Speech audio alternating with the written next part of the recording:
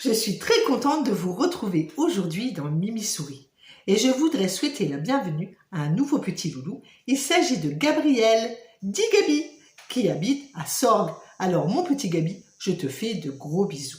Popette, dépêche-toi, les enfants t'attendent là. Allez, allez les popettes. Coucou les petits loulous, coucou les petits loulous.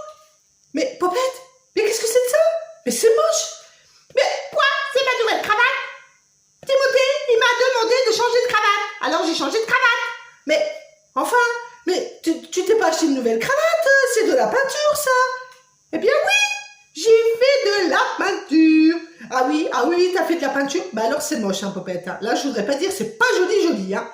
Les enfants, qu'est-ce que vous en pensez? Elle est pas belle, la cravate à Popette, hein. Eh ben si, les petits loulous, ils viennent de dire qu'ils aiment bien ma cravate.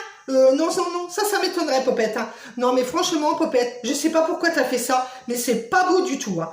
Ah, mais Mimi Souris, il faudrait savoir quand même, hein. Moi, on me demande de changer de cravate, je change de cravate, hein. Oui, on t'a demandé de changer de cravate, mais on t'a demandé d'en acheter une nouvelle. On t'a pas dit de faire de la peinture, Popette. Oui, eh bien moi, je la trouve belle, ma cravate. Bon, Popette, tu vas te calmer un petit peu avec toutes tes bêtises, hein, parce que moi, j'ai une petite histoire à raconter au petit loulou, hein. Et après, on verra pour ta cravate. On va s'arranger tous les deux. Mes petits loulous, si vous êtes prêts, nous partons dans la forêt retrouver Cookie. Il était une fois 3 petits écureuils, aussi curieux les uns que les autres.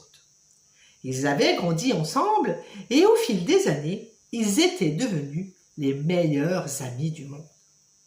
Il y avait Ernest, le costaud, qui passait son temps à manger de grosses noisettes. Puis Elliot, le plus agile des 3, qui se baladait toute la journée d'arbre en arbre. Enfin, il y avait Cookie, qui avait de grandes oreilles et qui pouvait entendre à 1000 lieues à la ronde tous les bruits. Un jour, alors qu'ils étaient en train de se chamailler, Cookie entendit un bruit bizarre. « Vous avez entendu ?» demanda-t-il aux autres. « Non, nous n'avons rien entendu du tout, lui dit Elliot. Tu sais, nous n'avons pas de grandes oreilles comme toi. »« Chut, taisez-vous, laissez-moi écouter. Il y a vraiment quelqu'un qui a de gros problèmes. Partons vite pour essayer de l'aider. » Alors, ni une ni deux, nos 3 amis partirent à toute vitesse, guidés par les fabuleuses oreilles de Cookie. Soudain, ce dernier stoppa net. « Oh, ça vient de la grotte, dit-il. » Alors, aussitôt, nos 3 amis se dirigèrent vers la fabuleuse grotte et l'entrée de la grotte était bouchée par un amoncellement de cailloux qui étaient tombés de la montagne. Alors, Ernest le costaud s'approcha et se mit à retirer un à un tous les gros cailloux afin qu'Elliot, le plus agile, puisse se faufiler à l'intérieur du trou. Au bout d'un long moment, ce dernier en ressortit, tenant entre ses pattes une toute petite souris qui tremblait de tous ses membres tellement elle avait eu peur. Alors Elliot lui dit « Eh bien dis donc, moi je croyais que je t'aurais ressorti aplati comme une crêpe avec toutes les pierres qui se sont tombées dessus. » La petite souris se mit à éclater de rire et lui dit « Merci de me faire rire, tu me fais oublier ma peur. »« Non, lui dit Elliot, ce n'est pas moi que tu dois remercier, c'est Ernest, car grâce à sa force, il a réussi à retirer tous les cailloux. »« Non, lui dit Ernest, ce n'est pas moi que tu dois remercier. Remercie plutôt Elliot, car grâce à son agilité, il a pu se faufiler à l'intérieur du trou et te ressortir. »« Ah non, lui dit Elliot, non, ce n'est pas moi que tu dois remercier. C'est Cookie, car grâce à ses grandes oreilles, elle a pu entendre tes cris. »« Stop !» s'écria la petite souris. « Vous me donnez mal à la tête tous les 3 avec toutes vos bêtises.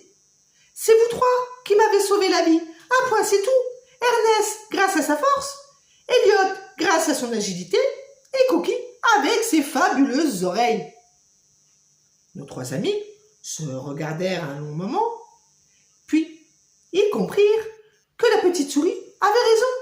C'était à eux 3 qu'ils avaient sauvé la vie de la petite souris. Et oui, surtout ils comprenaient que l'un sans l'autre, ils n'y seraient jamais arrivés.